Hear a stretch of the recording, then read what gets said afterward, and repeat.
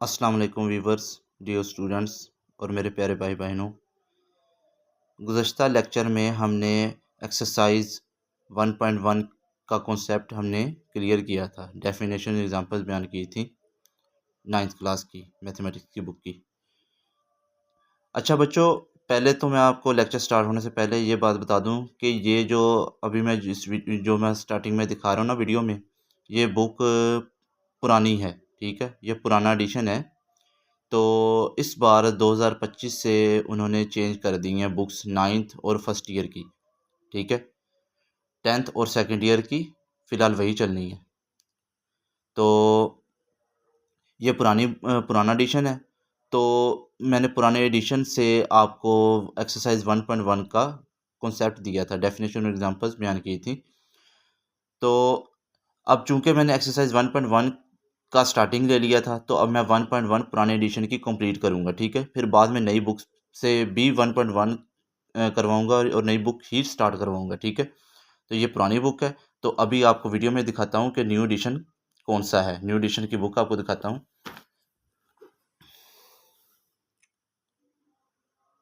ये देख सकते हैं आप, न्यू एडिशन है।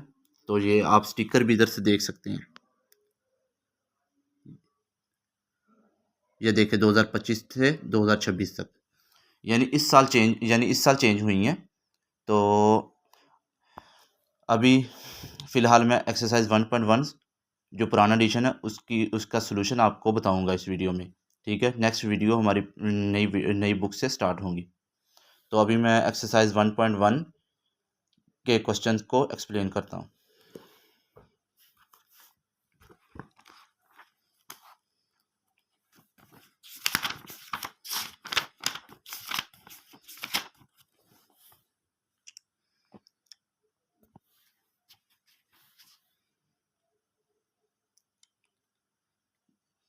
क्वेश्चन 1 है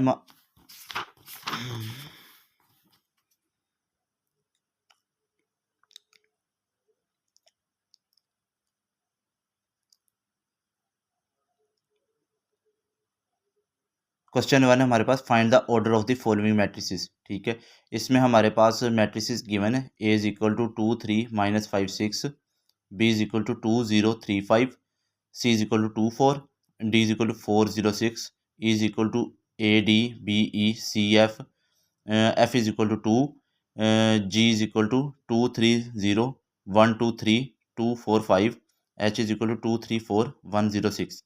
ये हमारे पास डिफरेंट मैट्रिसेस गिवन है और रोज़ और कॉलम की फॉर्म में लिखे हुए हैं।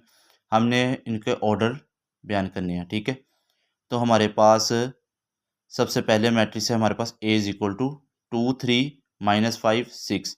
ठीक है, तो इसका मैं ऑर्डर बयान करता हूँ। ये आप देख सकते हैं, हम ए मैट्रिक्स लिखा हुआ है। तो इसमें हमारे पास इसमें 2 रोज़ और 2 कॉलम है ना, तो हमारे पास ये 2/2 इसका ऑर्डर है। लास्ट लेक्चर में मैंने बताया था कि 2/2 को हम 2 × 2 भी लिख सकते हैं। ठीक है, मल्टीप्लाई को हमने बाई पढ़ना है, ना कि मल्टीप्लाई पढ़ना है। और इसको ये भी नहीं कर देना 2 × 2 इज इक्वल टू 4, इस तरह आंसर नहीं लिख देना। इसको ऐसे ही रहने देना, 2 × 2 ही रहने देना, या 2/2 लिखना है। ठीक है, तो इसी तरह हमारे पास बी मैट्रिक्स है। इसमें भी हमारे पास 2 रो 2 कॉलम है, तो 2/2 है। इस तरह हमारे पास सी इज इक्वल टू 2 4, ये एक रो है। तो इसका कॉलम कितने हैं हमारे पास, 2 कॉलम है। तो रो मल्टीप्लाई बाई कॉलम 1/2। इस तरह डी इज इक्वल टू 4 0 6, ये एक कॉलम है। ठीक है, एक कॉलम है। रोज कितनी है, 1 2 3, तीन हमारे पास रो है, यानी 4 के अलोंग, 0 के अलोंग, 6 के अलोंग हमारे पास 3 रोज बनती हैं। तो रोज मल्टीप्लाई बाई कॉलम 3/1। इसी तरह जी इज इक्वल टू 2 3 0 1 2 3 2 4 5। ये हमारे पास इसमें 1 2 3 3 रोज़ हैं और 1 2 3 3 कॉलम है। तो 3 रो 3 कॉलम है, तो हमारे पास 3/3 है। आपने ऑर्डर जैसे भी जब भी आपने किसी भी मैट्रिक्स का ऑर्डर लिखना है, तो रोज़ काउंट कर लेनी है और कॉलम्स काउंट कर लेनी है, और उनको मल्टीप्लाई की फॉर्म में लिख देना है या बाई की फॉर्म में लिख देना है। रो मल्टीप्लाई बाई कॉलम, ये तरतीब रखनी है। ऐसे नहीं कर देना कि column multiply by row, no, ये गलत है। Row multiply by column. अगला मैट्रिक्स है हमारे पास E is equal to ADBECF। तो इसमें हमारे पास रोज़ कितनी हैं, 3 रोज़ हैं और 2 कॉलम हैं, तो 3/3 इसका ऑर्डर आ गया। इस तरह अगला मैट्रिक्स है हमारे पास F इज इक्वल टू एक नंबर है 2 है, तो एक नंबर है तो ये एक ही रो आ रही है और एक ही कॉलम आ रहा है, ठीक है। तो हमारे पास 1/1 इसका ऑर्डर है। फिर हमारे पास H इज इक्वल टू 234,106 है, तो हमारे पास इसमें 1 2 रोज़ हैं और 1 2 3 कॉलम है, तो हमारे पास 2 रोज़ और 3 कॉलम है, तो हमारे पास 2/3 इसका आ जाए ऑर्डर आ जाएगा।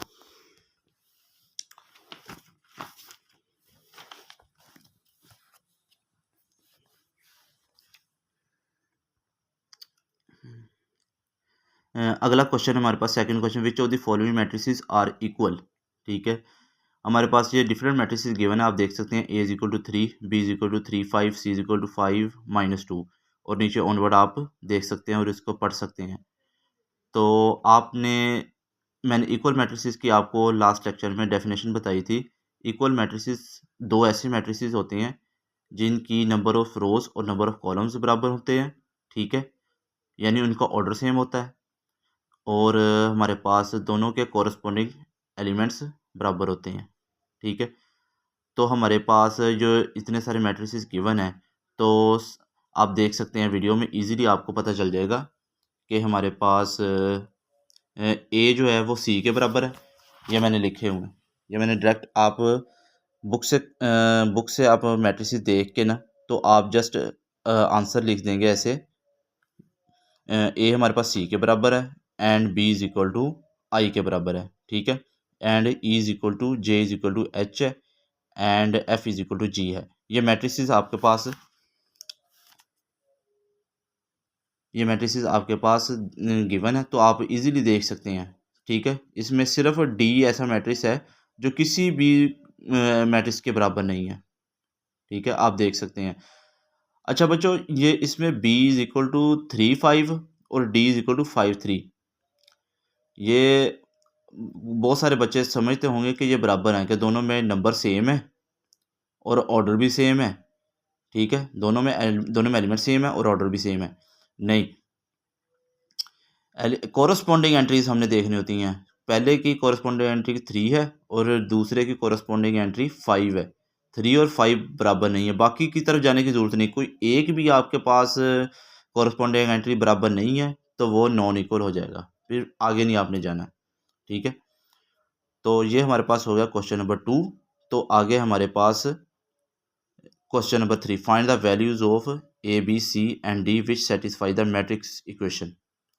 मैट्रिक्स इक्वेशन हमारे पास पहले मैट्रिक्स इक्वेशन की फॉर्म में लिखा हुआ है A+C A+2B C-1 4D - 6 is equal to 0 -7 3 2D। ये हमारे पास स्टेटमेंट लिखी हुई क्वेश्चन की।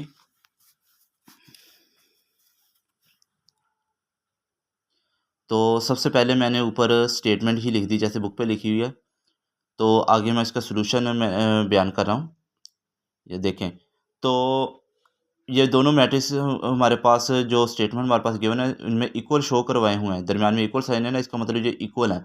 तो इक्वल मैट्रिक्स की डेफिनेशन से हम क्या इम्प्लाई कर सकते हैं कि उनकी सारी कॉरस्पॉन्डिंग एंट्रीज हमारे पास बराबर हैं। A+C इज इक्वल टू 0 आ गया, A+2B इज इक्वल टू -7 आ गया, C-1 इज इक्वल टू 3 आ गया, 4D - 6 is equal to 2D आ गया।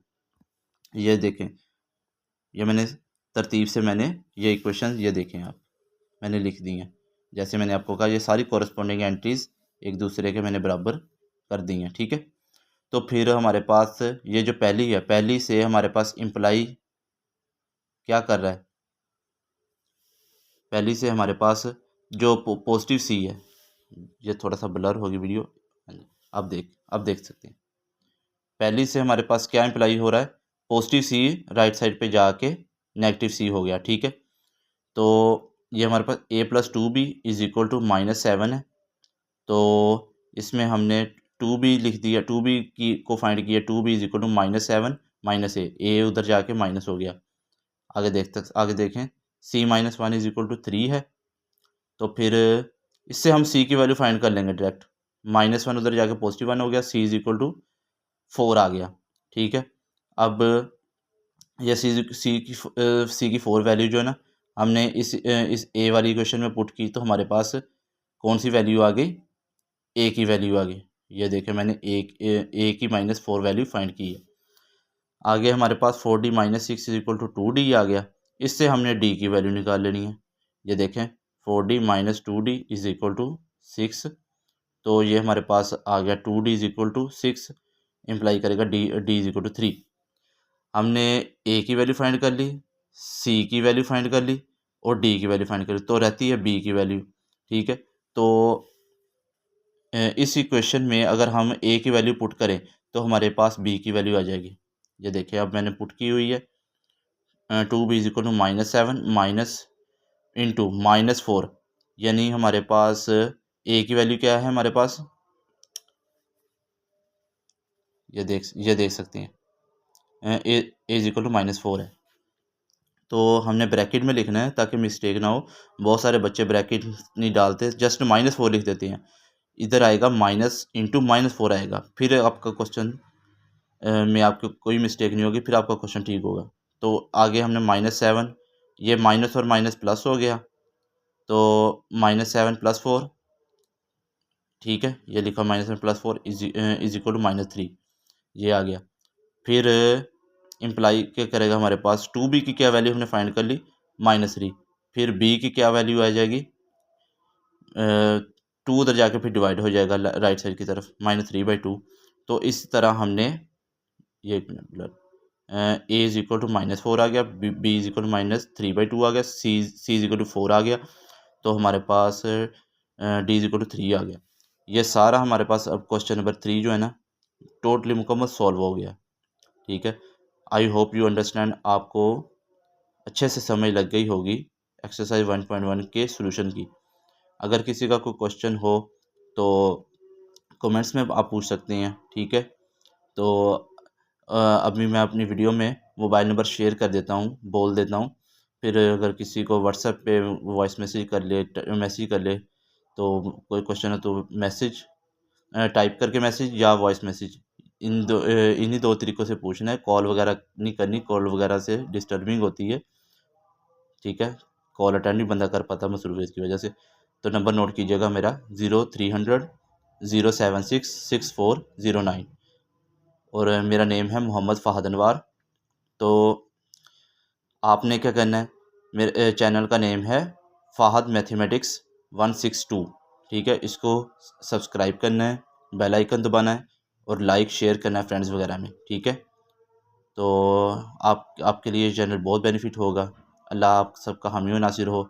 अल्लाह हम सबको खैर आफ़ियत वाली लंबी ज़िंदगी अता करे, आमीन। अल्लाह हाफिज़।